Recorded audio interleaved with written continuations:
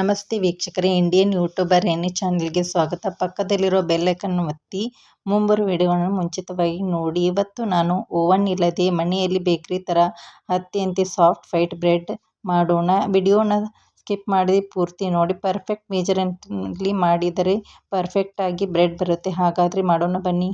ಈಗ ಒಂದು ಬಟ್ಟಲಿಗೆ ಒಂದು ಕಪ್ ಉಗುರು ಬಿಸಿ ಹಾಲನ್ನು ಹಾಕ್ಕೊಳ್ಬೇಕು.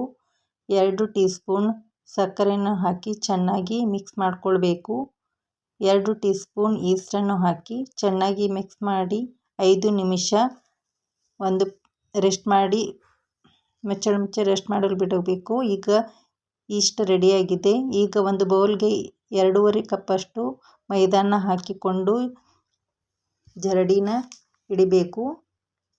ಅದಕ್ಕೆ 1 ಟೀ ಸ್ಪೂನ್ ಉಪ್ಪನ್ನು ಹಾಕಿ ಚೆನ್ನಾಗಿ ಮಿಕ್ಸ್ ಮಾಡಿಕೊಳ್ಬೇಕು. ಈಗ ಫರ್ಮೆಂಟ್ ಆದ ಈಸ್ಟನ್ನು ಹಾಕಿ ಚೆನ್ನಾಗಿ ಮಿಕ್ಸ್ ಮಾಡ್ಕೊಳ್ತಾ ಹೋಗಬೇಕು. ಈ ರೀತಿ ಚೆನ್ನಾಗಿ ಕಲಿಸ್ಕೊಳ್ತಾ ಹೋಗಬೇಕು. ಸ್ವಲ್ಪ ಸ್ವಲ್ಪ ನೀರು ಹಾಕ್ತಾ ಚೆನ್ನಾಗಿ ಕಲಿಸ್ಕೊಳ್ತಾ ಹೋಗಬೇಕು.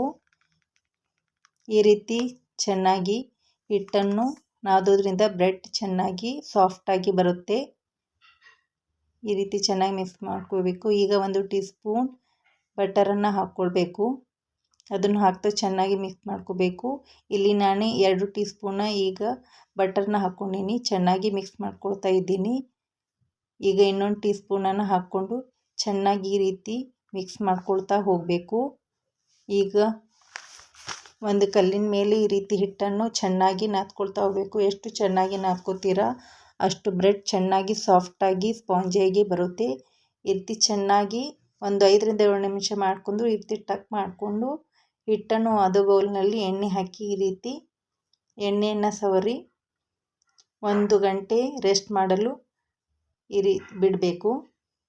ಈಗ ಒಂದು ಬ್ರೆಡ್ ಮೋಲ್ಡ್ಗೆ ಎಣ್ಣೆಯನ್ನು ಸವರಿ ಹಿಟ್ಟನ್ನು ಡಸ್ಟ್ ಮಾಡಿಕೊಳ್ಬೇಕು. ಡಸ್ಟ್ ಮಾಡಿ ಇಟ್ಕೊಳ್ಬೇಕು. ಈಗ ಹಿಟ್ಟು ಫರ್ಮೆಂಟೇಷನ್ ಆಗಿದೆ. ಈಗ ಒಂದು ಪಂಚನ್ನು ಮಾಡಿ ಈ ರೀತಿ ಹಿಟ್ಟನ್ನು ಚೆನ್ನಾಗಿ ಮಿಕ್ಸ್ ಮಾಡ್ಕೋಬೇಕು. ಹಿಟ್ಟನ್ನು ಈ ರೀತಿ ಚೆನ್ನಾಗಿ ನಾದ್ಕೋಬೇಕು. ಈಗ ಒಂದು ಚಪಾತಿ ಮಣಿಗೆ ಹಿಟ್ಟನ್ನು ಡಸ್ಟ್ ಮಾಡಿ ಹಿಟ್ಟನ್ನು ಈ ರೀತಿ ಚೆನ್ನಾಗಿ ನಾದ್ಕೊಳ್ತಾ ಹೋಗಬೇಕು. ನನ್ನ ಚಾನೆಲ್ಗೆ ಸಬ್ಸ್ಕ್ರೈಬ್ ಆಗಿ ನನ್ನ ಚಾನೆಲ್ಗೆ ಒಂದು ಲೈಕನ್ನು ಕೊಡಿ. ಈಗ ಹಿಟ್ಟನ್ನು ಚೆನ್ನಾಗಿ ಈ ರೀತಿ ಸ್ಪ್ರೆಡ್ ಮಾಡ್ಕೊಳ್ತಾ ಹೋಗಬೇಕು. ಲಟ್ಟಿನ್ಗೆ ಸಹಾಯದಿಂದ ಈ ರೀತಿ ಲಟ್ಟಿಸ್ಕೊಳ್ಬೇಕು. ಬ್ರೆಡ್ ಮೋಲ್ಡ್ ಯಾವ ರೀತಿ ಇದೆಯೋ ಆ ರೀತಿ ಮೆಜರ್ಮೆಂಟ್ ಮಾಡಿಕೊಂಡು ಈ ರೀತಿ ಹಿಟ್ಟನ್ನು ಮಡಚ್ಕೊಳ್ತಾ ಹೋಗಬೇಕು. ಈ ರೀತಿ ಚೆನ್ನಾಗಿ ಒಂಚೂರು ಇದಾಗದೆ ಎಲ್ಲ ಕಡೆ ಜಾಗ ಬಿಡದೆ ಈ ರೀತಿ ಟಕ್ ಮಾಡ್ಕೊಳ್ತಾ ಹೋಗಬೇಕು. ಹಿಟ್ಟನ್ನು ಈ ರೀತಿ ಎಲ್ಲ ಕಡೆ ಈ ರೀತಿ ಎಡ್ಜಸ್ಸನ್ನು ಮುಚ್ಕೊಳ್ತಾ ಹೋಗಬೇಕು. 2 ಸೈಡ್ ಈ ರೀತಿ ಮಡಚ್ಕೊಳ್ತಾ ಹೋಗಬೇಕು.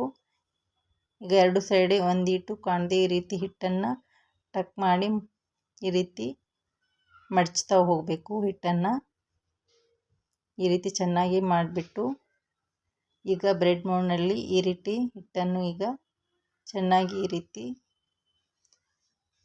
ಒತ್ತಬೇಕು.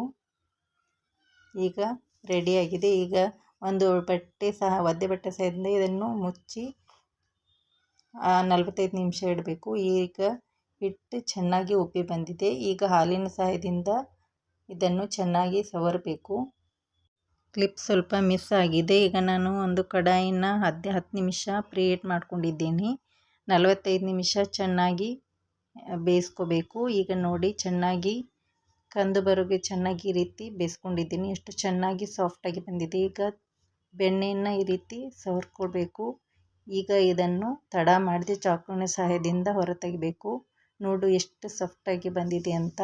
ನೀವು ಈ ರೀತಿ ಮನೆಯಲ್ಲಿ ಸಾಫ್ಟಾಗಿ ಬ್ರೆಡ್ಡನ್ನು ಮಾಡ್ಕೋಬೋದು. ಈಗ ಒಂದು ಬಟ್ಟೆ ಸಹಾಯದಿಂದ ಇದನ್ನು ಕವರ್ ಮಾಡಿ ಒಂದು 15 ನಿಮಿಷ ರೆಸ್ಟ್ ಆಗಲು ಬಿಡಬೇಕು. ಈಗ ಇದು ಆರಿದೆ. ಇವಾಗ ಎಷ್ಟು ಸಾಫ್ಟಾಗಿ ಬಂದಿದೆ ಅಂತ ನೋಡಿ. ನೀವು ಕೂಡ ಈ ರೀತಿ ಸಾಫ್ಟಾದಂಥ ಬ್ರೆಡ್ಡನ್ನು ಮನೆಯಲ್ಲಿ ಮಾಡ್ಕೋಬೋದು. ಈಗ ಒಂದು ಚಾಕುವಿನ ಸಹಾಯದಿಂದ ಸ್ಲೈಸನ್ನು ಕಟ್ ಮಾಡ್ಕೊಳ್ತಾ ಇದ್ದೀನಿ. ನೋಡಿ ಎಷ್ಟು ಸ್ಪಾಂಜಿಯಾಗಿ ಬಂದಿದೆ ಅಂತ, ಸಾಫ್ಟಾಗಿ ಬಂದಿದೆ ಅಂತ. ನೀವು ಕೂಡ ಈ ರೀತಿ ಮನೆಯಲ್ಲಿ ಮಾಡಿ ನನ್ನ ಚಾನೆಲ್ಗೆ ಸಬ್ಸ್ಕ್ರೈಬ್ ಆಗಿ. Thanks for watching.